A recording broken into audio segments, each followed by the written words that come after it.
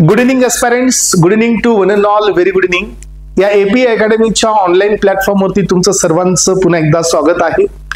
तर aspirants, first time ever we are going to begin with the very interested topic that is pharmaceutical jurisprudence. हे आजच्या lecture पासून आपण सुरुवात करत आहोत। फार्मास्युटिकल ज्युरिस्प्रुडन्सचं ओरिजिनच आपल्याला लक्षात आलेलं नसतं की हाऊ इट इज ओरिजिनेटेड।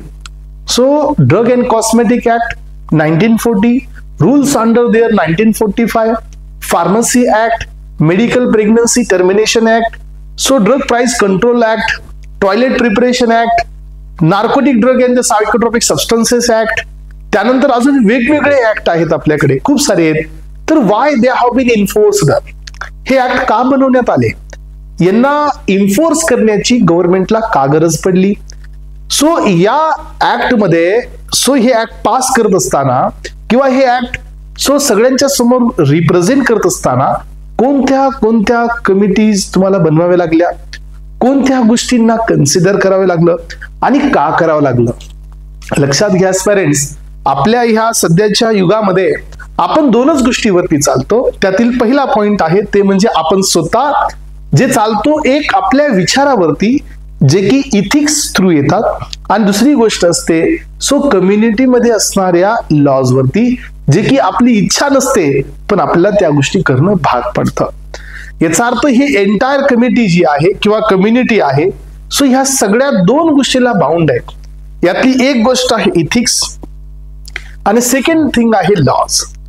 म्हणून हा जो पीजे आहे फार्मास्युटिकल ज्युरिस्प्रुडन्स, हा डायरेक्टली कोरिलेट करतो इथिक्स आणि लॉ सोबत। मग आपण ते पाहू ना की इथिक्स काय असतात, लॉज काय असतात, कशासाठी हे देण्यात आले हे आपण पाहणार आहोत। पण त्याच्या आधी माझा हा क्वेश्चन तुम्हाला हा आहे की why the government of India, याच्या आधी आपल्याकडे ब्रिटिश इंडियन गव्हर्नमेंट होती, यांनी हे लॉज का फोर्स केले किंवा हे का तरी लॉ पास केले, का अशी गरज पडली। कारण तुम्हाला सर्वांना माहिती आहे की आता जर आपण कुठल्या पोस्टसाठी अप्लाय करत असाल तर आपल्याकडे मिनिमम एज्युकेशनल क्वालिफिकेशन पाहिजे। तुम्ही एखाद्या कॉलेजमध्ये लेक्चरर आहात तर तिथं मिनिमम क्रायटेरिया ठेवलेला आहे की हु कॅन टीच, असं सांगण्यात आलेलं आहे। जर तुम्ही कंपनीमध्ये गेला तर R&D मध्ये पण एज्युकेशनल क्वालिफिकेशनचा क्रायटेरिया देण्यात आलेला आहे। याचा अर्थ काय की आता सगळ्या गोष्टी ऑलरेडी इस्टॅब्लिश आहेत। But as parents, if you think before 1940, there were not a single law जो रेग्युलेट करतो आपल्या इथं असणाऱ्या ड्रग मॅन्युफॅक्चरिंगला, ड्रगच्या सेलिंगला, ड्रगच्या इम्पोर्टला, ड्रगच्या एक्सपोर्टला, याच्याबद्दल आपल्याकडे कुठल्याही प्रकारचे लॉज नव्हते, कोणत्याही प्रकारचं लेजिस्लेशन नव्हतं, कोणत्याही प्रकारचा कंट्रोल नव्हता। ही कधीची कहाणी आहे माहितीये तुम्हाला? ही कहाणी आहे 1930च्या आधीची। ही कहाणी सांगते की कुठल्याही प्रकारचं लेजिस्लेशन नाहीये, हु कॅन प्रिपेअर द मेडिसिन हे सांगण्यात आलेलं नाहीये की कोण याला प्रिपेअर करू शकतो, कोण याला डिस्पेन्स करू शकतो। At that time the situation like this की जो इंग्लिश रीड करू शकतो तो मेडिसिनला डिस्पेन्स करत होता। The group of people which are representing की वी आर द गुड आपण एज्युकेटेड पीपल्स, तर ते या प्रोफेशनला रन करत होते। याच्यामुळे काय व्हायचं की पॉइझन असतील तर त्यांच्या प्रॉपर्टी समजायच्या नाही। याच्यामुळे काय व्हायचं की कंपाऊंडचे जे डोसेस फॉर्म आहेत ते प्रॉपर त्यांना न समजता हे डिस्पेन्स करायचे आणि त्याचा ऍडव्हर्स इफेक्ट म्हणून पुन्हा काही लोकांवरती आपल्याला रिएक्शन्स पाहायला मिळायच्या।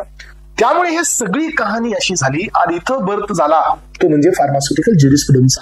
म्हणून हा लॉचा सब्जेक्ट इथं एन्फोर्स करण्यात आला आपल्यासाठीही की तुम्ही फार्मसीचे स्टुडंट्स आहात तर तुम्ही हे पण समजून घ्या की नेमकं हा कुठून ओरिजिनेट झालाय। म्हणून आपण आजच्या लेक्चरमध्ये आपण सुरुवात करत आहोत फार्मास्युटिकल लेजिस्लेशनची, की how the different act coming in to the force आणि हे गव्हर्नमेंटने का आपल्यासाठी इन्फोर्स केले, याचं कारण आपल्याला शोधायचंय आणि हे का करण्यात आलं आपण याचं एक्सप्लेनेशन पण आपण आजच्या लेक्चरमध्ये देणार आहोत एस्पायरंट्स। तर पहिल्यांदा आपण हे सगळं डिटेलमध्ये जाण्याआधी हे पाठीमागची जेवढी कहाणी आहे ह्या फार्मास्युटिकल ज्युरिस्प्रुडन्सच्या पाठीमागची, origin of the drug and cosmetic act, origin of the pharmacy act, origin of Indian pharmacopoeia 1955, हे सगळं पाहण्याआधी आपण हे डेफिनेशन तर क्लिअर करून घेऊया की what is the meaning of pharmaceutical jurisprudence. तर एस्पायरंट पहिली डेफिनेशन तुमच्या समोर रिप्रेझेंट करत आहे आणि दॅट इज कॉल्ड ज्युरिस्प्रुडन्स। ज्युरिस्प्रुडन्स हे काय आहे? स्टडी आहे फंडामेंटल लीगल प्रिन्सिपलचा, त्यासोबत सायन्सचा आणि फिलॉसॉफी ऑफ लॉचा। ज्युरिस्प्रुडन्स म्हणजे काय की एखाद्या प्रिन्सिपलचे जे फंडामेंटल्स आहेत, म्हणजे काय की एखादी समजा आपल्याकडे सिस्टम आहे, त्या सिस्टमची प्रिन्सिपल्स असतात, त्याचे जे फंडामेंटल्स असतील किंवा एखाद्या लॉची जी फिलॉसॉफी असेल, सो त्याचा अभ्यास करणारी ही ब्रांच आहे and that is called as a ज्युरिस्प्रुडन्स.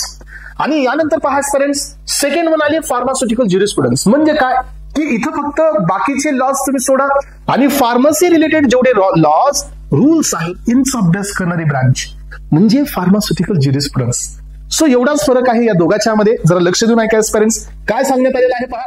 The study of rules and regulation of the pharmacy and pharmacy profession. आपल्या फार्मसीमध्ये, फार्मसी प्रोफेशनमध्ये जेवढे काही रूल्स आणि रेग्युलेशन्स आहेत यांचा प्रॉपर स्टडी करणारी जी ब्रांच असेल, याच ब्रांचला आपण नाव देत असतो फार्मास्युटिकल ज्युरिस्प्रुडन्स. हे पहा, जी ब्रांच कशामध्ये इन्व्हॉल्ड आहे, आपण कशामध्ये इन्व्हॉल्ड आहोत सांगा. फार्मसीचे प्रॅक्टिसेस आहेत, मॅन्युफॅक्चरिंग आहे, कंपाऊंडिंग आहे, सेलिंग आहे, इम्पोर्ट आहे, एक्सपोर्ट आहे, with the drug and the pharmaceutical products. या सगळ्यांचे रूल्स आणि रेग्युलेशनचा अभ्यास करणारी जी ब्रांच असेल, या ब्रांचला आपण नाव देत असतो फार्मास्युटिकल ज्युरिस्प्रुडन्स.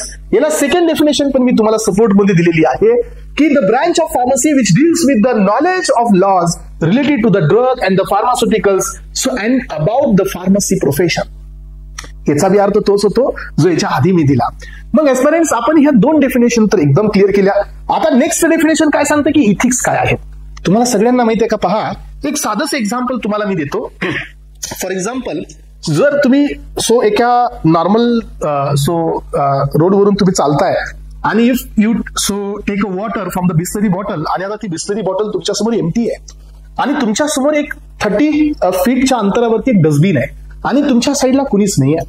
सो तुम्हाला जर असं वाटत असेल की माझ्यासमोर डस्टबिन आहे आणि मी तिथं जाऊन ही वॉटर बॉटल टाकणार आहे माझ्यावरती कुणी न पाहता, तर हे झाले इथिक्स. अलग लक्षात. याचा अर्थ इथिक्स इट मीन्स की ज्या गोष्टी आपल्याकडे बाउंड नसतात, ज्या गोष्टी आपल्या मोरलवरती डिपेंड असतात. आपण ठरवतो की कोणती गोष्ट ही आपल्यासाठी चांगली आहे आणि कोणती गोष्ट आपल्यासाठी चांगली नाही आहे, आणि कुणी न पाहता, कुणी न रेग्युलेट करता जी गोष्ट फॉलो केली जाते दॅट इज कॉल्ड इथिक्स. इथिक्सला आपल्या मराठी भाषेमध्ये नैतिकता म्हणलं जातं. नैतिकता म्हणजे काय की जसं तुम्हाला असं वाटतंय की माझ्याकडे कुणी पाहणार नाहीये, मग ती बिस्लरी बॉटल मी इथंच फेकून देतो rather than putting in to the dustbin, तर याचा अर्थ you are doing unethical practice. Definitely तुम्ही ती बॉटल तिथे फेकल्यानंतर तुमच्यावरती कुठल्याही प्रकारची कानूनी कारवाई होणार नाहीये, कुठलाही लॉ तुम्ही कुठल्याही लॉचं तुम्ही इन्फ्रिंजमेंट करणार नाहीये. पण ते लॉच्या अंडरमध्ये नसून तुम्ही तरीही ती बॉटल डस्टबिन मध्ये टाकता, याचा अर्थ you are following the ethics. हे झाला पहिला पॉईंट. सेकंड पॉईंट तुम्हाला एक्सप्लेनेशन मध्ये देतो. तो काय आहे पहा की whenever you are doing any type of animal testing. So animal testing करत असताना तिथे एक प्रोसिजर असते की while doing the animal testing you need to give the anaesthesia to the testing animal. तुम्हाला त्या टेस्टिंग एनिमलला अनेस्थेशिया द्यावा लागतो, आणि जर ते तुम्ही नाही केलं then you are comes under the animal cruelty act. So याच्या अंडरमध्ये तुम्ही येऊ शकता. पण एस्पिरंट, जर तुमच्या आजूबाजूला कुणीच नाहीये आणि you are doing the practice on the experimental animals आणि तुम्ही त्याला अनेस्थेशिया न देता त्याचं काही सॅम्पलिंग करताय, याचा अर्थ तुम्हाला तिथं कुठल्याही प्रकारचं लॉ इन्फोर्स नाही करत आहे, बट तुम्ही स्वतः तुम्हाला तो पेन समजतोय की विदाउट गिव्हिंग अनेस्थेशिया मी जर सॅम्पल पिकअप करत असेल then this animal is getting much more pain, आणि ते तुम्ही नाही करणार असाल तर ते झाले इथिक्स. सो याचा अर्थ काय की फार्मसी प्रोफेशन मध्ये बऱ्याच गोष्टी लॉज इन्फोर्स केल्या जातात, पण सगळ्याच गोष्टी लॉज इन्फोर्स केल्या जात नाहीत. लक्षात ठेवा. येस, डेफिनेटली जर एखादी गोष्ट तुम्ही तुमच्या म्हणण्यानुसार करत असाल, सो एखादी गोष्ट तुम्ही तुमच्या पॉझिटिव्ह वाईब्सनी करत असाल, एखादी गोष्ट ती तुम्ही तुमच्या नैतिकतेमुळे करत असाल, so this is called ethical practice. So जे करण्यासाठी तुम्हाला लॉ हा इन्फोर्स नाही करताय, तुम्ही ती स्वतःहून प्रॅक्टिस करताय, because that is good thing. आणि म्हणून हे इथिक्स हे तुमच्यावर डिपेंड असतात, हे कम्युनिटीवर डिपेंड असतात. So it varies from person to person. आणि जर तुम्ही हे करत नसाल तर that practice is called as a unethical practice. मग पाहू आपण definition. So discipline concern with what morally good and bad and morally right or wrong. जे की आपण कन्सर्न करतोय की हे चांगलं आहे, हे वाईट आहे, म्हणजे चांगलं आहे ते करणे दॅट इज इथिकल प्रॅक्टिस. जे चांगलं नाही पण ते करणे that is unethical practices. Parents, हा झाला तुमचा तिसरा डिफरन्स.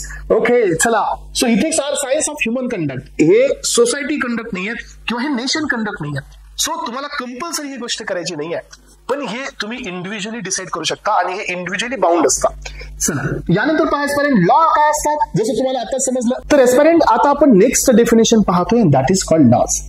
पण लॉज काय असतात पहा. सो जी गोष्ट आपल्याला करणं अनिवार्य आहे, जसं की आपण कम्युनिटीमध्ये राहत असताना बऱ्याच गोष्टी आपल्याला फॉलो कराव्या लागतात.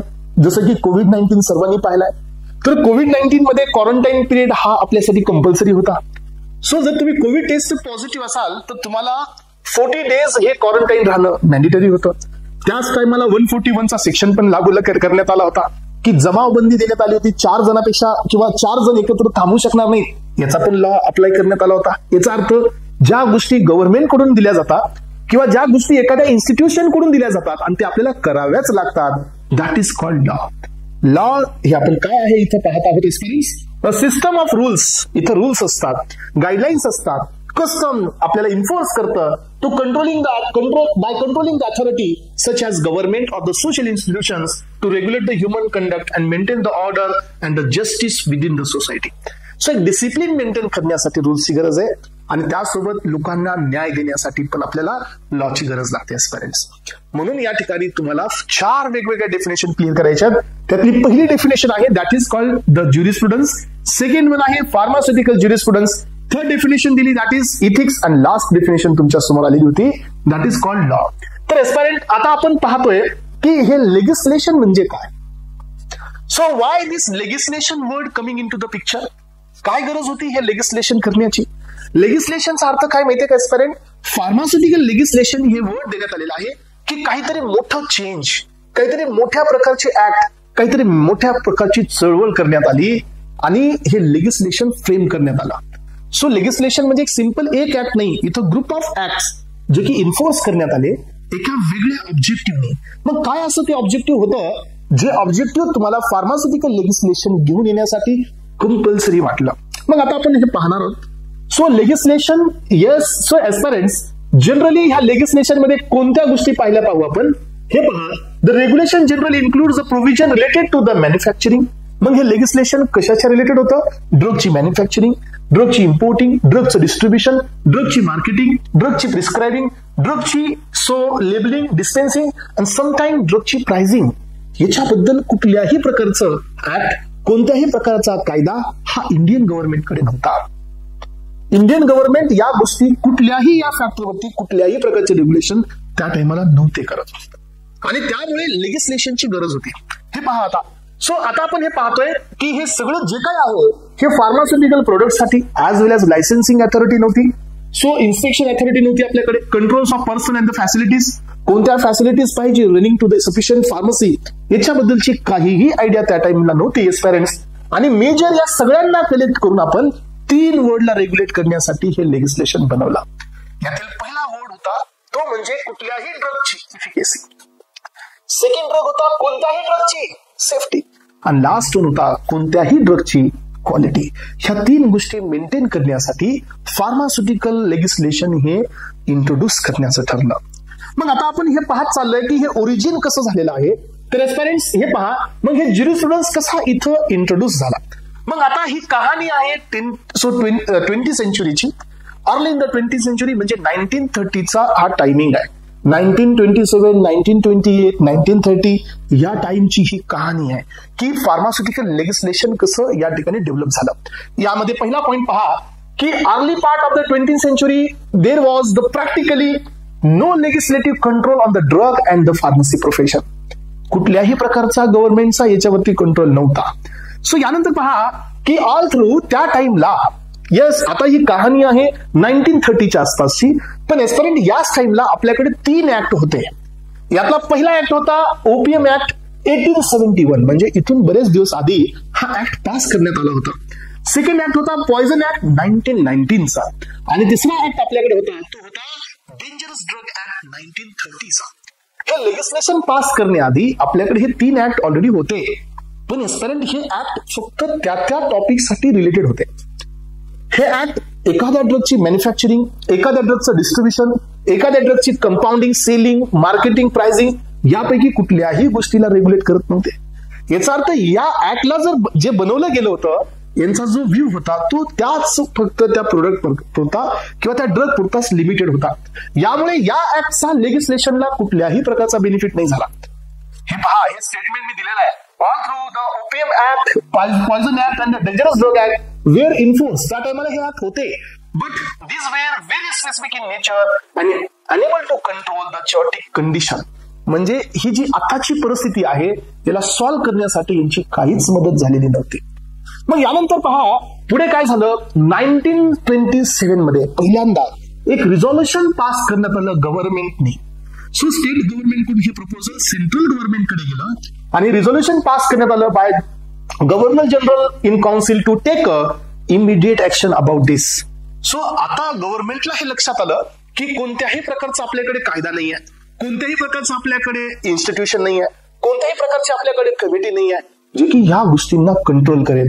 त्यामुळे 1927 मध्ये गव्हर्नमेंटनी सो एक या ठिकाणी त्यांनी एक कॉन्फरन्स मधून सो काय केलं माहितीये का. सो या काउन्सिलमध्ये यांनी इमिडिएट स्टेप घेतली to control this indiscriminate use of the drug and the legislate for the standardisation of the preparation and the selling of the drug. यांनी याच्यावरती इमिडिएट ऍक्शन घेतली की नाही असं नाही झालं पाहिजे. त्या टायमाला सो ब्रिटिश इंडियन गव्हर्नमेंट होती, त्या टायमाला यांनी ऍक्शन घेतली की असं नाही झालं पाहिजे की सो तुमचा जो ड्रग आहे याचं प्रिपरेशन आणि याची सेलिंग ही स्टँडर्ड असायला पाहिजे. पण त्या टायमाला कोणत्याही प्रकारचे स्टँडर्ड नव्हते. म्हणून काय झालं पहा, मग पहिल्यांदा so under the government of India so first time त्यांनी एक कमिटी अपॉइंट केली. पहिली कमिटी जी एक्झामला येते आणि या कमिटीचं नाव होतं ड्रग इन्क्वायरी कमिटी इन 1928. 1927 ला ह्या गोष्टी झाल्या आणि आफ्टर 1 इयर सो त्यांनी एक कमिटी असाइन केली आणि या कमिटीला नाव दिलं ड्रग इन्क्वायरी कमिटी. या कमिटीचे जे चेअरमॅन होते सो ही कमिटी कुणाच्या अंडरमध्ये काम करत होती पहा. The government of India on 11 August 1930 ला. म्हणजे काय, ही कमिटी बनवल्यानंतर आफ्टर 2 इयर्स 2 वर्षाच्या नंतर एस्पायरंट्स सो या कमिटीच्या पदावरती चेअरमॅनशिप देण्यात आली एकदा चांगल्या माणसाला. आणि ते होते doctor R N Chopra. So doctor R N Chopra leading this committee as a chairman. कधीपासून 1930 पासून त्यांना 30 ला अपॉइंट करण्यात आलं. 1928 ला ही कमिटी बनवण्यात आली, 30 ला अपॉइंटमेंट दिली ऍज अ चेअरपर्सन और ऍज अ चेअरमॅन. आणि एस्पायरंट लक्षात घ्या त्या या कमिटीने आफ्टर 1 इयर म्हणजे 1931 ला त्यांचा रिपोर्ट दिला. सो लक्षात घ्या एस्पायरंट या कमिटीला आर एन चोप्रा कमिटी ही म्हणलं जातं. This is not the drug consultative committee, this is drug inquiry committee. So DEC या ड्रग अँड कॉस्मेटिक ऍक्ट मध्ये आपल्याकडे डीसीसी पण आहे. सो ते डीसीसी नव्हे, हे आहे DEC, that is drug inquiry committee. मग झालं काय पहा की जसं यांनी रिपोर्ट दिला 1931 ला या चोप्रा कमिटीनी. सो यांना असाइन करण्याचं मेन ऑब्जेक्टिव्ह काय होतं गव्हर्नमेंटचं. So to detail regarding to the drug, so drug extent, ते केमिकल्स, त्याची क्वालिटी, डिफेक्टिव्ह स्ट्रेंथ, ह्या सगळ्या गोष्टी चेक करण्याचे ऑब्जेक्टिव्ह गव्हर्नमेंट ऑफ इंडियाने आर एन चोप्रा कमिटीला देण्यात आले होते. मग आर एन चोप्राने 1 वर्ष याचा सर्च करून सो गव्हर्नमेंटसाठी काही रिकमेंडेशन बनवले. गव्हर्नमेंटला हे सांगितलं की या कमिटी अंतर्गत या गोष्टी आम्हाला ऑब्झर्व झाल्या, सो या गोष्टी आपल्याकडे करण्याची गरज आहे. अशा प्रकारचे रिकमेंडेशन ह्या कमिटीने या गव्हर्नमेंटला दिले. मग आता कोणते रिकमेंडेशन दिले पहा. So committee report made it clearly till that day there was no organised or self contained profession of pharmacy in India. So आपल्या इंडियामध्ये कुठल्याही प्रकारचं सो सेल्फ कंटेन्ड म्हणजे स्वतः बनवलेलं एखादं असोसिएशन किंवा गव्हर्नमेंटचं एखादं असोसिएशन नाही आहे असं ह्या कमिटीने काय केलं, रिकमेंडेशन दिलं. त्यानंतर यांनी सांगितलं की professional functions and the duties are ill defined and improperly understood. त्यांनी हे सांगितलं की जे लोक ह्या सेक्टरमध्ये काम करतात त्यांना हे माहितीच नाहीये की what to be do and so what they not to be do. ते काय करायचे आणि काय नाही करायचे याच्याबद्दलची क्लिअरिटी नाही आहे. फार्मासिस्टचे रोल हे क्लिअर नाही आहे, फार्मासिस्टच्या ड्युटीज क्लिअर नाही आहेत. सो काहीच गोष्टी प्रोफेशन मध्ये फंक्शन वाईज पण क्लिअर नाही आहेत, ड्युटी वाईज पण क्लिअर नाही आहेत. यानंतर पहा, सो यांनी सांगितलं की फार्मसीमध्ये जेवढे सो ग्रुप ऑफ पीपल्स आहेत हे इव्हन पॉयझनला पण खूप इझिली हँडल करत आहेत, इग्नोरिंग देअर प्रॉपर्टीज. त्यांनी हे सांगितले की पॉयझन पण हे इझिली हँडल करताय, त्यांना माहितच नाहीये की how it is poisonous to us. याचं कारण होतं की त्या पॉयझन बद्दल कुठं लिहिलेलं नव्हतं की yes it is an poison. आता आपल्याला माहितीये की cyanide is an poison, snake venom is an poison because it is reported in our book of standard. पण at that time there was no book of standard. त्यामुळे हे पॉयझनला पण easily handle करायचे. So with most is freedom by ignorance their properties, no trace laid out on the educational qualification. त्या कमिटीने अजून एक गोष्ट गव्हर्नमेंटला जाणून दिली की आपला कुठल्याही प्रकारचा एज्युकेशन रेग्युलेशन वरती ट्रेस नाहीये की येस की pharmacist should have the basic qualification. तुम्हाला माहितीये का, पहा की nowadays if you wanted to register yourself diploma वरून, तर तुम्हाला एक तर डिप्लोमा इन फार्मसी कंप्लीट करावं लागेल and then you need to qualify the exit exam. So which was given proposal in 2016-17, but till the date आतापर्यंत हे अजून एकदाही इम्प्लिमेंट झालेलं नाही आहे. But government has given the criteria की yes you need this basic qualification, then and then you will get registration in MSPC. याचा अर्थ काय की गव्हर्नमेंट कडे सेट रूल्स आहेत, पण at that time there is no educational regulation. म्हणजे कुणी कोणतंही एज्युकेशन केलं तर तो कोणताही पर्सन कोणत्याही फील्डमध्ये, फार्मसीच्या फील्डमध्ये कुणीही येऊ शकत होतं. सो यानंतर पहा the compilation of Indian pharmacopoeia with monograph. So यांनी हे सांगितलं ह्या कमिटीनी की तुम्ही अजून एक काम करा की आपल्याकडे जे बुक ऑफ स्टँडर्ड नाही आहे, तुम्हाला माहितीये का की आपला फर्स्ट इंडियन फार्माकोपिया हा 1955 ला आला. बट तुम्हाला हे बी माहित असायला पाहिजे सो दुसरे जे आपल्याकडे फार्माकोपी आहेत, युएसपी आहे, बीपी आहे, यांचं ओरिजिन हे 18 सेंचुरीमध्ये झालेलं आहे. लक्षात घ्या, 19 सेंचुरीच्या आधी. याचा अर्थ इंडियाकडे एक बुक ऑफ स्टँडर्ड नव्हतं. आणि मग हे बुक ऑफ स्टँडर्ड तुम्ही पब्लिश करा, हे पण रिकमेंडेशन गव्हर्नमेंटला देण्यात आले. आणि हे सगळे रिकमेंडेशन कुणाचे होते? हे सगळे रिकमेंडेशन RN चोप्रा कमिटीचे होते. चला तर एस्पायरंट्स, मग आता काय झालं माहितीये की गव्हर्नमेंटचा थोडासा इंटरेस्ट वाढला आणि government is trying to pass one bill. गव्हर्नमेंटला आता एक बिल पास करायचं होतं, पण हे बिल पास करण्याआधी 1-2 इव्हेंट झाले. पहा कोणते इव्हेंट झाले लक्षात घ्या एस्पायरंट्स. So professor Mahadeva Lal Shroff, aspirant he is recognised as a father of pharmacy in India. So he initiated the educational qualification or pharmaceutical education in BHU University. Yes, Banaras. That is Banaras Hindu University. BHU, IIT, BHU तुम्हाला माहितीये. So तिथं पहिल्यांदा हे pharmaceutical education हे जे education आहे initiate केलं so professor Mahadeva लाल श्रॉफनी. त्यानंतर पहा 1935 ला युनायटेड फार्मास्युटिकल असोसिएशन तयार करण्यात आलं.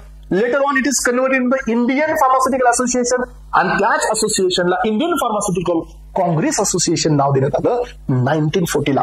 असोसिएशन म्हणजे काय? द ग्रुप ऑफ पीपल्स है ना.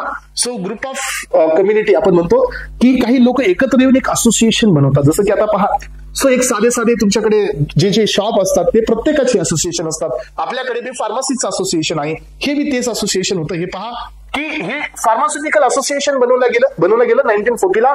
द फार्मास्युटिकल कॉन्फरन्स हेल्ड बघा, आणि त्या टाइमाला 1940 ला पहिली कॉन्फरन्स झाली एस्पायरंट, लक्ष देऊ नका. आणि government brought a first bill and that bill is called as a drug bill.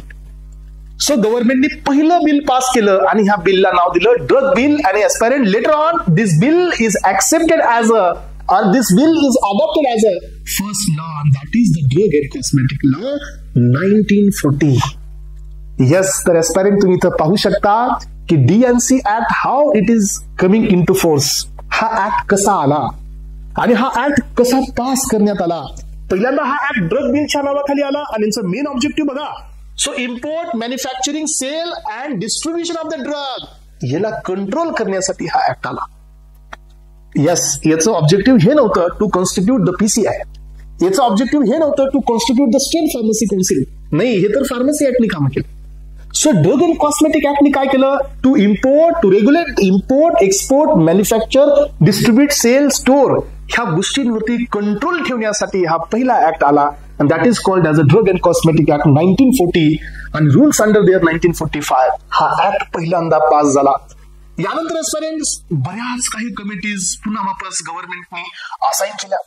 ठीक आहे, ड्रग अँड कॉस्मेटिक ऍक्ट तर तयार झाला. या कमिटीज थोडं पुढचे आहे. सो याच्यानंतर मग अजून एक इव्हेंट झाला, तुम्हाला माहिती असू द्या.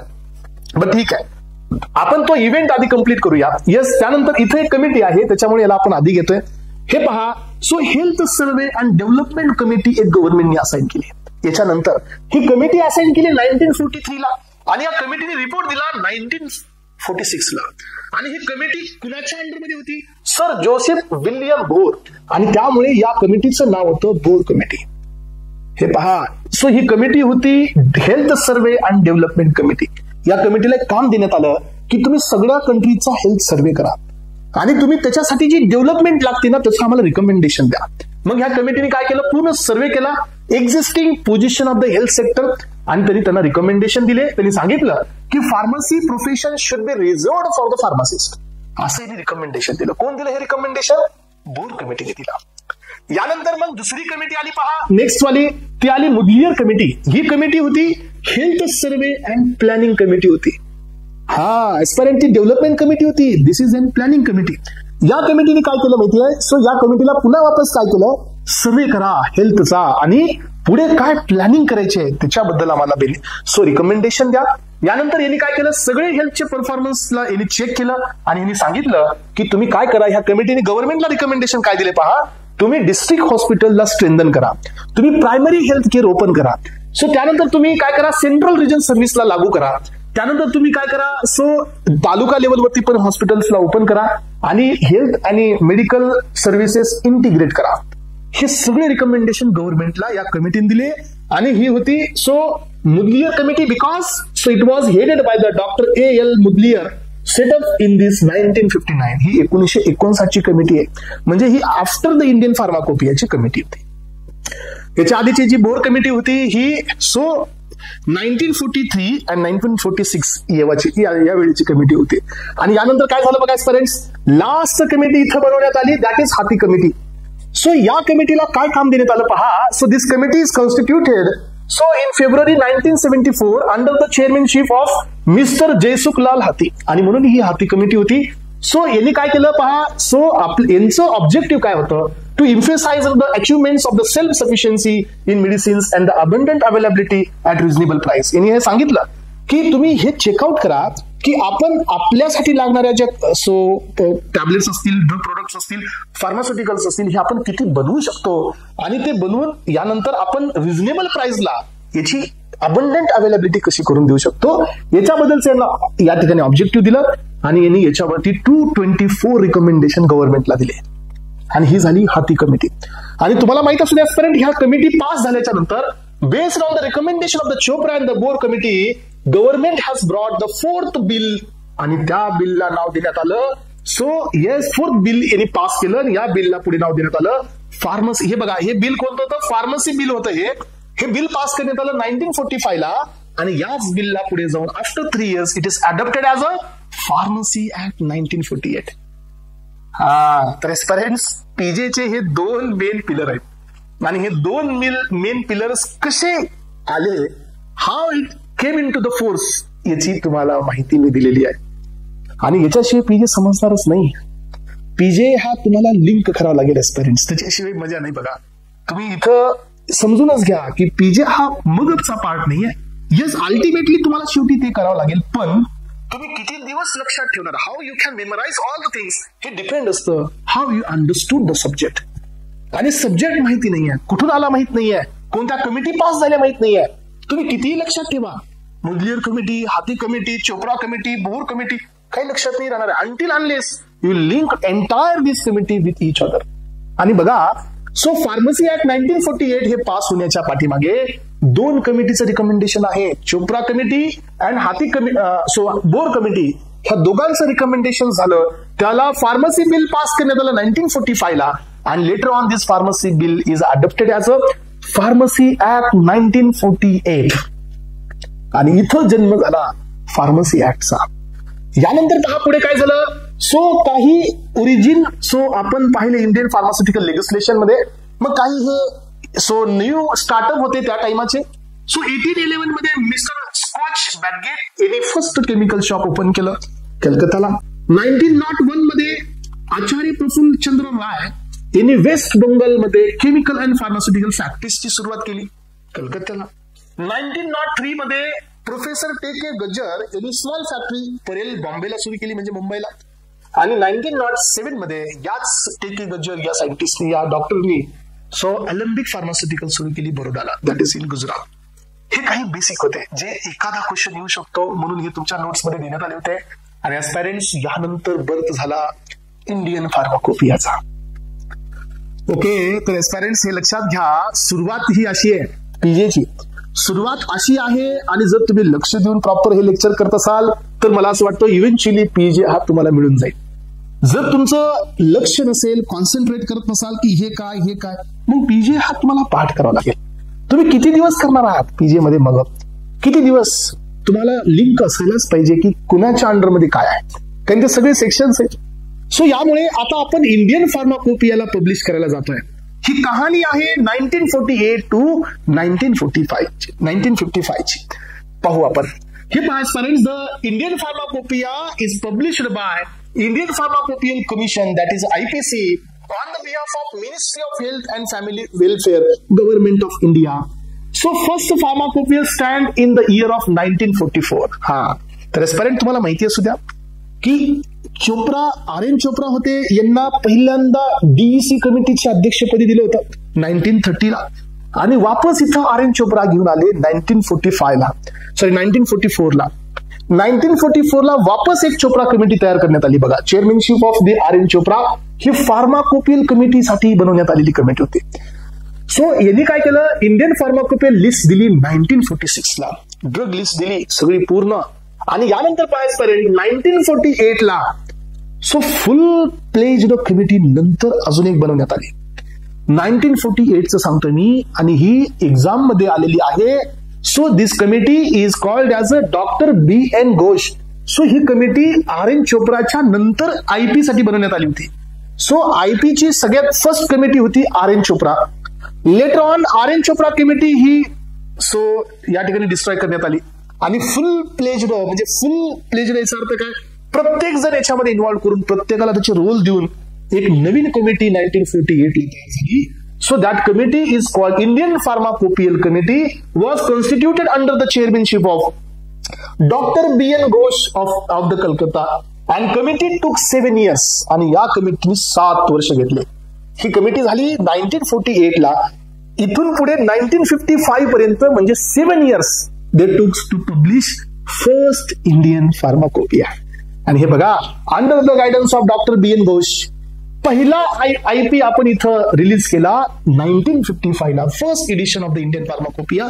सो आपण रिलीज केलं. IPCचं हेडक्वार्टर हे गाझियाबादला आहे, आणि यानंतर आता आपण सो आपल्या इंडियन फार्माकोपियाचे एडिशन्स, त्याचे व्हॉल्युम्स आणि त्याचे चेअरपर्सन्स पाहणार आहोत. तर एस्पायरंट्स, IP मध्ये डिटेलमध्ये जातोय, समजून घ्या. आणि हा PJ असाच करावा लागेल बेटा, तुम्हाला PJ सुपरफिशियल करून चालणार नाही, तुम्हाला लिंक लावावी लागेल, समजून घ्यावं लागेल की काय आहे हे नेमकं फार्मास्युटिकल ज्युरिस्प्रुडन्स. नंतरच तुम्हाला याच्यामध्ये जाता येईल. हे पहा, नंतर काय झालं पहा, फर्स्ट फार्माकोपिया आपण 1955 ला दिला, त्याची सप्लिमेंट आपण 1960 ला दिली. सो यांचे जे चेअरमॅन होते ते होते डॉक्टर BN घोष. मी आता सांगितलं 986 मोनोग्राफ्स दिले, टायटल्स दिले, पण हे सगळे लॅटिन वर्ड मध्ये होते, इंग्लिश मध्ये हा IP नव्हता. सेकंड एडिशन आलं 1966 ला, याचं सप्लिमेंट आले 1975 ला. डॉक्टर B मुखर्जी यांच्या चेअरमॅनशिप मध्ये हे सेकंड एडिशन आपण पब्लिश केलं. सो यांनी लॅटिन लँग्वेजला सगळ्या मोनोग्राफला इंग्लिश लँग्वेज मध्ये कन्वर्ट केलं. नेम ऑफ द ड्रग यांनी ऍड केलं. सो काही अनालिटिकल टेक्निक्स बी IP मध्ये यांनी इंट्रोड्यूस केलं. थर्ड एडिशन आपण दिलं. सो आणि सेकंड व्हॉल्यूम आला, that is on the 1985. So supplementary इथं 1989, 1991 doctor Nityanand. So he was the chairman of the IPC, म्हणजे IPCचे चेअरमॅन होते, ज्यांनी IP ला रिवाइज केलं. थर्ड एडिशन मध्ये डिझोल्युशन टेस्ट ऍड केल्या, मायक्रोबियल लिपिड टेस्ट यांनी या ठिकाणी ऍड केल्या, फ्लेम फोटोमेट्री, फ्लोरोमेट्री, इलेक्ट्रोफोरोसिस सारख्या टेक्निक यांनी IP मध्ये इंट्रोड्यूस केल्या. सो फोर्थ एडिशन आलं 1996 ला, यांची इम्प्लिमेंटेशन एवढ्या टाइमला झालं. डॉक्टर नित्यानंद हेच त्या टाइमला चेअरमॅन होते. पुन्हा एकदा कॉम्प्युटर जनरेटेड फॉर्म्युलेज यांनी याच्यात ऍड केले. IR/UV स्पेक्ट्रोस्कोपी टेस्ट याच्यामध्ये त्यांनी ऍड केला या IP मध्ये. सो 149 मोनोग्राफ्स आणि 123 अपेंडिक्स यांनी याच्यात इंट्रोड्यूस केले. सो त्यानंतर फिफ्थ एडिशन आलं 2007 ला, वापस तेच होते. यांनी पुन्हा काय केलं पहा, की यांनी या ठिकाणी structure of IPC volume, so याच्यामध्ये यांनी व्हॉल्यूम बनवले. सो 1, 2, 3 व्हॉल्यूम्स आणि जनरल मोनोग्राफ्स यांनी याच्यात काही ऍड केले. सो सिक्स्थ एडिशन आलं 2010 ला, थर्ड व्हॉल्यूम. पण इथं तुमचे चेअरमन इथं बदललेले आहे, डॉक्टर गुलाब नबी आझाद. सो हे नंतर हे चेअरमॅन झाले. यांनी बायोटेक्नॉलॉजिकल प्रोडक्ट इंट्रोड्यूस केले. सो हर्बल प्रोडक्ट्स यांनी IP मध्ये ऍड केले. सो अँटी रेट्रोवायरल ड्रग्स पण याच्यामध्ये यांनी ऍड केले. सो 2014 ला पण डॉक्टर गुलाब नबी आझादच होते. वापस 2567 मोनोग्राफ्स याच्यात ऍड केले. रेडिओ फार्मास्युटिकल्स पण IP मध्ये टाकले. 2018 ला डॉक्टर PK प्रधान हे होते चेअरमॅन. यांनी काही टेक्निक्स इलिमिनेट केल्या आणि काही टेक्निक्स ऍड केल्या. TLC वगैरे आहे बघा, हे जनरल टेस्ट इलिमिनेट केल्या. UV वगैरे IR/UV यांनी ऍड केल्या. पायरोजन रिप्लेस केली लाल टेस्टने. So bacterial endotoxin test, that is LAL test, is eliminated, replaced by the pyrogen test. आणि हे पहा 2022. So this is an very very important point aspirant. Doctor Mansukh L so Mandaviya हे कोण आहेत? हे आपल्या इंडियन गव्हर्नमेंटमध्ये आता हे मिनिस्टर आहेत, ministry of so family welfare, government of India. So ज्यांच्या अंडरमध्ये टोटल केमिकल फर्टिलायझरचे जेवढे सेक्शन्स आहेत, even NIPERs also comes under his guidance. आणि एस्पायरंट्स हे होते 2022च्या एडिशनचे चेअरमॅन आणि यांनी काही गोष्टी याच्यात ऍड केल्या पहा. सो 92 न्यू मोनोग्राफ्स टाकले, 60 chemical vitamins minerals ammonia acids add केले, 3 biotechnological derived therapeutic products, 4 human vaccines यांनी या फार्माकोपियामध्ये ऍड केल्या. आणि या ठिकाणी सो तुमचं काही 2 ब्लड आणि ब्लड रिलेटेड प्रोडक्ट्स टाकले, 2 हर्ब्स, 7 फायटोकेमिकल्स, 5 फार्मास्युटिकल्स पण यांनी ऍड करून घेतले. आणि या ठिकाणी एस्पायरंट्स इंडियन फार्माकोपिया बद्दलची सर्व इन्फॉर्मेशन कंप्लीट झालेली आहे. सो जर तुम्ही जेन्युइनली या लेवल पर्यंत जात असाल तर माझ्या अकॉर्डिंगली सो हे तुम्हाला इव्हेंच्युअली सक्सेस देईल. सो तुम्ही असं सुपरफिशियली फक्त एडिशन पाहताय जाताय आणि बेटा त्याचे चेअरमॅन बी पाहावं लागतील ना. चेअरमॅन कोण होते, कोण फर्स्ट इन्व्हेंट केला, लास्ट कोण इन्व्हेंट केला, कोण पब्लिश केला, हा गरजेचं आहे. सप्लिमेंट्स हे तुम्हाला नाही मस्त लक्षात राहतील, ठीक आहे, पण तुम्हाला काही चेंजेस, जे मेजर चेंजेस मी ते सांगितले ते तरी तुम्हाला माहिती असायला पाहिजे. आणि एस्पायरंट्स यानंतर मग काही दुसरे फार्माकोपियाज बद्दल आपण पाहणार आहोत. यामधला पहिला आहे युनायटेड स्टेट फार्माकोपिया. हे पहा, तर first edition of the USP was published in 1820. So हे बघा, डिसेंबर 15, 1820 म्हणजे 1820 ला आपला इंडियन फार्माकोपियाला 1955 म्हणजे जवळजवळ आफ्टर 135 to 30 इयर्सचा हा डिस्टन्स होता, गॅप होता. सो हा 1820 ला आलेला आहे लॅटिन आणि इंग्लिश मध्ये. 1820 to 1945 पर्यंत 10 इयर्सला हे एक पब्लिश करायचे न्यू एडिशन. 1942 to 2000 पर्यंत 5 इयर्सला एक नवीन एडिशन द्यायचे. And nowadays after 2002 they are publishing the edition for every 1 year. प्रत्येक वर्षी नवीन एडिशन देत आहे. यानंतर आहे Indian pharmacopoeia. Indian pharmacopoeia so हा तुमचा 1960. So Indian pharmacopoeia commission started working since 1964 and prepared the EP edition. First edition आले 1966 ला, 1969 आणि लास्ट एडिशन आले 2022. इफेक्टिव्ह होतं 2023 पासून. हे EP बद्दल झालं. ब्रिटिश फार्माकोपिया पण बराच जुना आहे. USP सांगता, USP हा 1820 सांगता. British pharmacopoeia firstly publish in 1864. 1864 ला पहिल्यांदा पब्लिश झाला आणि लेटेस्ट व्हर्जन हे 2026 मध्ये यांचं लिगली ऍक्सेप्टेड होणार आहे. 2025 मध्ये यांनी पब्लिश केले, but it will legally effective from the 1 January 2026. So यानंतर पासपर्यंत extra pharmacopoeia that is Martindale. हे थोडंसं महत्वाचं आहे. हा या ठिकाणी बुक ऑफ स्टँडर्ड नाही आहे, एक सोसायटी आहे ज्यांनी एक काही बुक्स यांनी पब्लिश केले जे की इंडियन फार्माकोपिया नव्हते, मार्टिनडेल नाव दिलेलं आहे. हे पब्लिश केलं गेलं royal pharmaceutical society of great Britain and was first published in 1883. So by William marinate. आणि सो 14 एडिशन पब्लिश झाले 2020 मध्ये. याचं मेन एम आहे update the information for pharmacist, physician in all subjects. Martindale कधी कधी विचारला जातो बरं का यावरती क्वेश्चन, लक्ष करून पहा. आणि एस्पिरंट्स यानंतर आता पुढची कहाणी आहे फार्मास्युटिकल ज्युरिस्प्रुडन्स मध्ये असणारे सर्वच्या सर्व ऍक्ट्स. सो मी तुमच्या समोर एक चार्ट रिप्रेझेंट केला एस्पिरंट्स. तर पहिलं काम आता हेच करा, take a screenshot of this आणि try to remember all the acts. हे सगळे ऍक्ट्स रिमेंबर करण्याचा प्रयत्न करा. सो यामध्ये पहिला ऍक्ट होता OPM act 1857, poison act 1919, dangerous drug act 1930, so drug and cosmetic act 1940, rules under there 1945, so AICT act 1945. 1948 ला फार्मसी ऍक्ट आलाय, फॅक्टरी ऍक्ट आहे, मिनिमम वेजेस ऍक्ट आहे, शॉप अँड इस्टॅब्लिशमेंट ऍक्ट आहे. एवढे act pass झाले. मी तुम्हाला एक मदत पण केली आहे, सगळे ऍक्ट एकत्र दिले जे इयर नुसार आहेत. यामुळे तुम्हाला काय होईल, इझी टू रिमेंबर. यानंतर 1951 ला इंडस्ट्रियल डेव्हलपमेंट ऍक्ट पास झाला. सो 1954 ला हा ऍक्ट इम्पॉर्टंट आहे, drug and magic remedies act 1954 आणि हा इन्फोर्स करण्यात आला 1955. 1955 prevention of food adulteration rules हे पण देण्यात आले. 1955 ला पहा aspirants. So medicinal and toilet preparation act 1955 आणि हे पास करण्यात आला. So 1976 rules under there 1976 coming in to the force. So rules आहेत बरं का, हे रूल्स फोर्स मध्ये आला 1957 आणि हे रूल्स आहेत. सो यानंतर पहा essential so communities act 1955. So हा काही एवढा इम्पॉर्टंट नाही आहे. University Grant Commission, so that is UGC Act 1956, Copyright Act 1957, so Trade and Merchandise Marks Act 1958, Prevention of Cruelty to Animal Act, आधीचा फक्त ॲनिमल ऍक्ट होता, हा क्रुएल्टी टू ॲनिमल ऍक्ट आहे 1960चा आहे. Insecticide act 1968, patent act, yes that is very important. So हा process patent होता 1970चा, process patent, this is not the product patent, हा प्रोसेस पेटेंट होता 1970. हा येस पेटेंट ऍक्ट इथं आलेला आहे. Medical termination of pregnancy, yes, so unwanted pregnancy terminate करण्याचा पण ऍक्ट पास करण्यात आला 1970. सो यानंतर पहा medical termination of the pregnancy rules act हा 1971चा, रूल्स हे 1975चे. Standardisation of weights and the measures act 1976, narcotic drug and the psychotropic substances, yes this is also very important to us. 1985चा हा ऍक्ट आहे. Consumer protection act 1986, consumer protection rules 1987, new drug policy 1994, prevention of the cruelty to animal rules 1998, national pharmaceutical policy 2002, patent rules. हा, so this is and the product patent. याच्या आधी जो होता तो process patent होता, आता 2003 ला जो आलेला आहे तो प्रोडक्ट पेटेंट आहे. Right to information act 2005, national pharmaceutical pricing policy 2012. So DPCO act, आपल्याकडे याचा एक फॉर्म्युला असतो बघा रिटेल प्राइसचा, it was given in the DPCO, drug price control order. So ही ऍक्च्युअल ऍक्ट होता 1955चा, बट रिसेंटली हा ऍक्ट अपडेट करण्यात आला 2013 ला, आणि यानंतर 2019चा हा कंझ्युमर प्रोटेक्शन ऍक्ट पुन्हा एकदा अपडेट करण्यात आला. आणि एस्पायरंट्स ही लिस्ट आहे तुमच्या समोर. यानंतर एस्पायरंट मी काय केले माहितीये तुमच्यासाठी, अजून एक गोष्ट तुम्हाला मी दिलेली आहे. सो काय दिले माहितीये का आता, की आपल्या या इंडियामध्ये सो किती वेगवेगळ्या रिसर्च इन्स्टिट्यूट्स आहेत, टेस्टिंग लॅबोरेटरीज आहेत.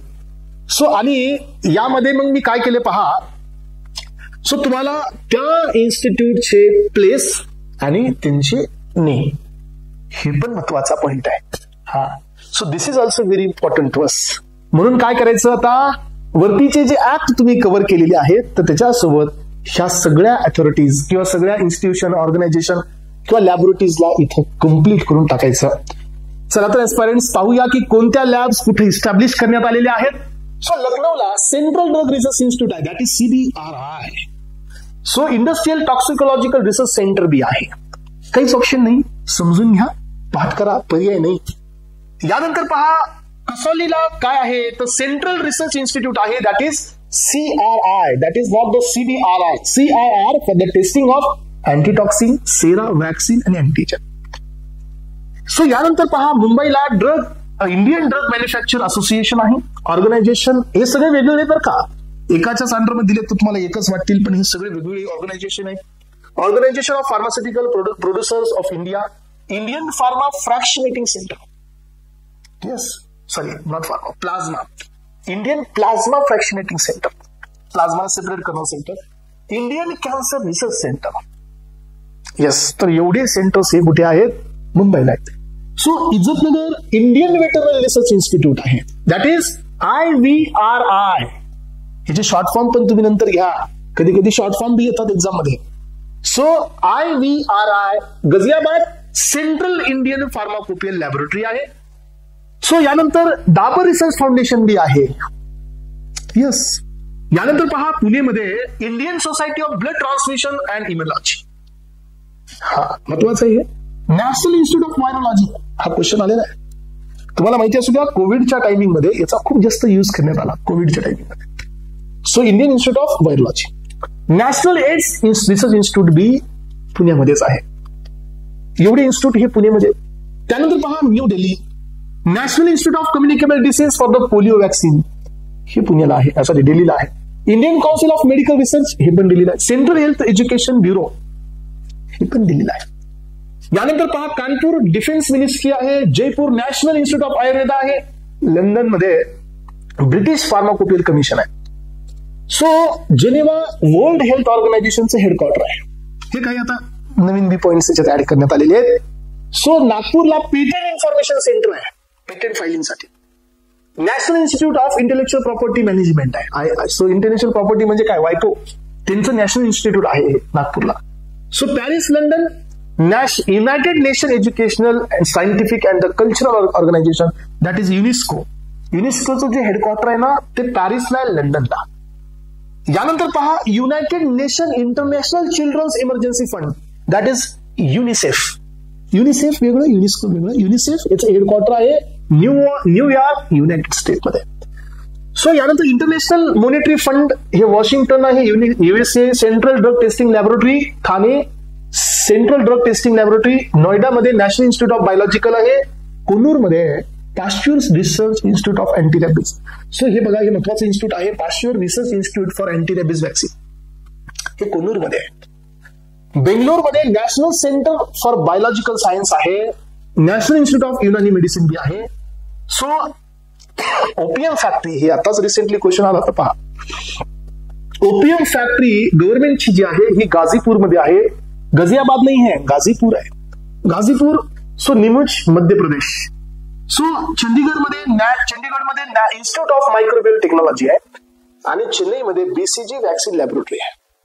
सेंट्रल ड्रग लॅबोरेटरी ही कलकत्त्याला आहे. हे तर आपण बघितलं. तुम्हाला लक्षात येत असेल की हे किती महत्वाचा पॉइंट आहे ना.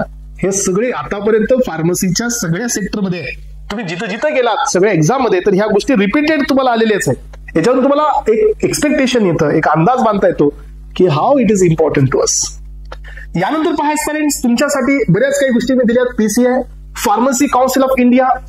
सो ही बॉडी जी असते ही under ministry of health and family वेलफेअरच्या अंडरमध्ये काम करते, government of India.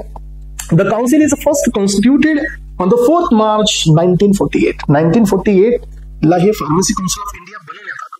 First president of pharmacy that is doctor KC. Raja was nominated by government of India. First president. आणि हे तुम्ही 17 जून 1948 ला हिने अपॉइंट करण्यात आले. करंट प्रेसिडेंट आहेत मोंटू एम पटेल, इयर्स 2023 पासून. आणि व्हाईस प्रेसिडेंट आहेत डॉक्टर जेसुभाई हिराभाई चौधरी, हे व्हाईस प्रेसिडेंट आहेत पीसीआयचे. यानंतर educational regulation was approved by the ministry of health and family welfare. So by Indian government 11 जुलै 1953 ला एज्युकेशनल रेग्युलेशन पास झालं. डीटीबी बोर्ड हा कॉन्स्टिट्यूट करण्यात आला 1941 ला फॉर 3 years. 3 वर्षांची वापस का होतात, इलेक्शन होतात. सीडीएल हे बायोलॉजिकल स्टँडर्ड लॅबोरेटरी होती 1937 ला, पण ह्याच लॅबोरेटरीला रिनेम करण्यात आलं सेंट्रल ड्रग लॅबोरेटरी ही 1940 ला, सीडीएल. सो यानंतर पहा पेरेंट्स, आपल्याकडे काही गोष्टी इंटेलेक्च्युअलच्या बी आहेत. इंटेलेक्च्युअल म्हणजे काय? सो तुमच्या क्रिएशनचं प्रोटेक्शन. समजा कुणाच्या माइंड मध्ये एखादी कॉन्सेप्ट आहे, तर ती कॉन्सेप्ट आपण कुणाला शेअर केली तर might be they can copy your concept. तर याला प्रोटेक्शन देण्यासाठी गव्हर्नमेंटने काय केलं, एक सब्जेक्ट बनवला आणि या सब्जेक्टला नाव देण्यात आलं इंटेलेक्च्युअल प्रॉपर्टी राईट्स. आणि याच्यामध्ये 7 मेकॅनिझम दिले पेरेंट्स प्रोटेक्शनसाठी. जसं की तुम्ही पाहता की युट्यूबवर तुम्ही असाल तर युट्यूबवरती तुम्ही अजय अतुलचं एखादं सॉंग अपलोड करा, सो इमिडिएटली युट्यूब पासून तुम्हाला वॉर्निंग येते, yes so you are yes infringement in the under the copyright. आणि हे इन्फ्रिंजमेंट स्टॉप करण्यासाठी तुमचा व्हिडिओ हा तुमच्या परमिशन शिवाय डिलीट केला जातो. याचा अर्थ they took the copyright on the song composition, voice, lyrics, music, याच्यावर त्यांनी कॉपीराइट घेतला. याचा अर्थ तुम्हाला माहिती पाहिजे की इंटेलेक्च्युअल प्रॉपर्टी राईटचे किती ब्रांचेस आहेत. तर एस्पेरेंट सगळ्यात पहिली ब्रांच असते, सगळ्यात मेन असते, दॅट इज द पेटेंट. हा लक्षात घ्या, याच्यावरती क्वेश्चन जास्त येतात. पेटेंट हा कोण असतो? Any so creation of mind. So any creation of mind जे की बनवण्यात आलंय, जे की आधी कुठेच नाही आहे, इन्व्हेंटिव्ह आहे. दुसरी स्टेप काय असते? नॉन ऑब्वियस आहे. आणि तिसरी स्टेप असते त्याला ऍप्लिकेशन्स आहे. इन्व्हेंटिव्ह आहे, नॉन ऑब्वियस आहे आणि त्याला इंडस्ट्रियल ऍप्लिकेशन असतील. ह्या 3 क्रायटेरियाला जर तुमचं प्रोडक्ट मॅच करत असेल एस्पायरंट न्यू इन्व्हेन्शनला, तर गव्हर्नमेंट तुम्हाला पेटेंट देतं. Patent is and the property so granted by the government of India. कशासाठी? To avoid the copy. So by using, selling, manufacturing of your product without your prior permission. तुमच्या permission शिवाय हा product कुणीही वापरू शकणार नाही. हा लॉ पास करणे, that is called patent. But if you wanted to grant the patent, then you should have the 3 criterias. Your product should follow the 3 criterias. First one is inventive step. याचा अर्थ काय की A+B is equal to C, then C is my invention. No, it should not be like this. Inventive म्हणजे काय? काहीतरी new आहे. Non obvious म्हणजे काय? ऑब्वियसली असं होत नाही पण झालंय, that is called non obvious. तिसरी गोष्ट इन्व्हेन्शन आहे पण कम्युनिटीच्या काहीच फायद्याचं नाहीये, then why they will give you the patent, और वाय यू शुड. तुम्ही पण का घ्याल? even though if you don't have any type of community application or the use of the patent, तर काय तुमचा युजच नाही त्या पेटेंटचा, घेणार कशासाठी? आणि याच्यात अजून एक महत्वाची गोष्ट असते aspirant, your patent should not be the against of traditional system. Your patent should not be the against of the human rights. So for example, एखाद्याने नवीन इन्व्हेन्शन केलं, लाईक मिस्टर इंडिया एखादी वॉच बनवली, सो गव्हर्नमेंट त्याला approval देणार का? नाही देणार, because it is against the human rights. So एखादं तुम्ही किट बनवली ज्याच्यामध्ये, आता आपल्याकडे प्रेग्नन्सी किट आहे ज्याच्यामधून तुम्ही ओळखू शकता so whether the pregnancy positive or negative with the help of the HCG hormone. So that is gravindex test. हे तुम्ही प्रेग्नन्सीच्या किट मध्ये चेक करू शकता. याच्यासाठी गव्हर्नमेंटचा अप्रुव्हल आहे. But if you invented the kit which will gives you the idea about the sex, whether it is male or female, government will not give the permission. याचा अर्थ काय? That is against the human rights, that is against the traditional system. याचा अर्थ की patent घेत असताना तुमच्या ज्या इन्व्हेन्शन असतो ते कम्युनिटीच्या ऍप्लिकेशन मध्ये आलं पाहिजे. यामुळे 3 क्रायटेरिया तुम्हाला मॅच करावे लागतील. आणि लक्षात घ्या स्टुडंट, पेटेंटची जी टर्म असते ही 20 इयर्सची असते. 20 इयर्स साठी पेटेंट दिला जातो. After 20 years your invention is become in public domain. तुमचं इन्व्हेन्शन हे पुन्हा जाऊन पब्लिक डोमेन मध्ये येतं. Anyone can manufacture, sell or all it is. Copyright हा literature, musical, so artistic, sound याच्यात दिलं जाते. Life time for the author plus 60 years हे कॉपीराइट असतं. ट्रेडमार्क हा लोगो, लेटेस्ट न्यूमेरिकल डिझाईन, जसं की ऍपलचा लोगो वगैरे बघा, त्यासाठी ट्रेडमार्क असतो. 10 इयर्स यांनी रिन्यू केलं जातं एव्हरी 7 इयर्स. जिओग्राफिकल इंडिकेशन हे एखाद्या पर्टिक्युलर एरियाला असतं, जसं की तुम्ही पाहता सोलापुरी चद्दर आहे, असं नागपूर ऑरेंज आहे, हैदराबादी बिर्याणी आहे, तिरुपती लड्डू आहे, पैठणची साडी आहे. हे कोण आहेत? हे जिओग्राफिकल इंडिकेशन्स आहेत. सो एखाद्या ग्रुप ऑफ कम्युनिटीला हे लॉ दिला जातो किंवा हा ग्रँट दिला जातो टू रिप्रेझेंट युअर प्रोडक्ट्स. हे इंडिव्हिज्युअली दिला जात नाही. पण आता तुम्ही जर तुमच्या एखाद्या प्लेसमध्ये तुम्ही हैदराबादचं नाव लावून जर एखादी प्रोडक्ट देत असाल तर मग ते तुमच्या अगेन्स्ट मध्ये फाईल करू शकतात की this product only can sell by our community in our region. You can not sell our product in your region by using our names. नाही, असं तुम्हाला करता येणार नाही. That is geographical indication. Layout design एखाद्या सर्किट डायग्राम साठी असते. Plant variety, so protection of plant हे प्लांट व्हरायटीसाठी असतं. सो मॅक्सिमम 18 इयर्सचं प्रोटेक्शन मिळतं for the tree and the vines and the extend up to varieties of the 15. So काही वेगवेगळ्या व्हरायटीजला 15 इयर्सची टर्म आहे. सो हे एवढं काही महत्वाचं नाही आहे, पण पेटेंटची टर्म खूप महत्वाची आहे. हा पॉईंट तुम्हाला एक्झाम मध्ये येऊ शकतो. पेटेंटचे क्रायटेरिया, पेटेंटच्या टर्म हे तुम्हाला विसरायच्या नाहीत. ओके, चला तर एस्पिरंट्स, यानंतर आता महत्वाचं आहे पेटेंटचे ऑफिस. तर आपल्याकडे मेन काय आहे? पेटेंट ऑफिस आणि त्याचे ज्युरिस्डिक्शन म्हणजे काय? सो हे त्याच्या अंडरचे एरियाज आहेत. हे झोनल ऑफिस आहेत. पहिलं आहे Kolkata, rest of the India म्हणजे हे सगळं सोडून बाकीचे. न्यू दिल्लीच्या अंडरमध्ये बघा हरियाणा, हिमाचल प्रदेश, जम्मू काश्मीर, पंजाब, राजस्थान, दिल्ली आणि चंदीगड एवढे सगळे येतात. मुंबईच्या अंडरमध्ये महाराष्ट्र, गुजरात, मध्य प्रदेश, गोवा, छत्तीसगड, दमन. चेन्नईच्या अंडरमध्ये आंध्र प्रदेश, कर्नाटका, केरळ, तामिळनाडू आणि उरलेले सगळे ह्या कोलकात्याच्या अंडरमध्ये. आणि हे ऑफिसेस पण तुम्हाला माहिती असणं गरजेचं आहे. आणि पेरेंट्स, या सगळ्या बेसिक इन्फॉर्मेशनच्या नुसार आपण या ठिकाणी फार्मास्युटिकल लेजिस्लेशनला कम्प्लीट केलेलं आहे. येस, तर पेरेंट्स, आपण ह्या सगळ्या पॉइंट्सला क्लिअर करत आज या ठिकाणी फार्मास्युटिकल लेजिस्लेशन हा first topic from the pharmaceutical jurisprudence आपला फिनिशअप झालेला आहे. आणि आय होप की तुम्हाला हा सगळं समजला आहे. ओके, चला.